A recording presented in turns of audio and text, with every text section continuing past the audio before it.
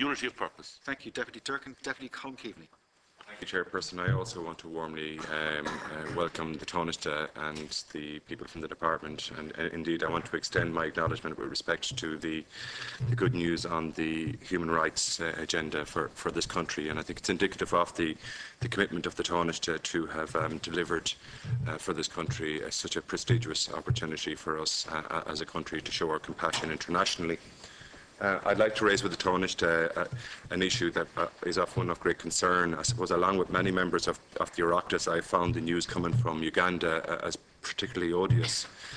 As you're aware, Taoiseach, the Speaker of that Parliament has stated that it is the intention of that Parliament to pass anti-homosexual laws there before Christmas that would impose the death penalty on homosexual people. Taoiseach, as you're aware, homosexuals in many African countries, but Uganda in particular, suffer from severe discrimination and persecution. This proposed bill would represent a serious escalation and persecution of vulnerable people in those societies. Now, I'm asking Taoiseach, is there a pressure required from the international community, but particularly from the European Union and from Ireland, to prevent this bill from passing in Uganda? I'd like to ask the Taoiseach if you intend to raise this matter at the EU or indeed with your European partners.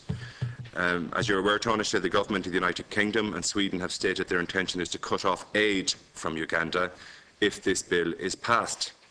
This seems to me to be a reasonable proposal to apply maximum pressure on the Ugandan government.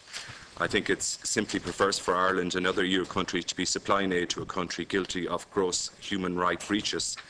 Would the Taoiseach be in a position to describe how, at an EU level, do you plan to approach the situation, and have we plans as a national government to suspend Irish aid to Uganda in the event that this bill is not withdrawn? Thank you, Deputy Keaveney. And finally, Deputy Sean Crowe. Again.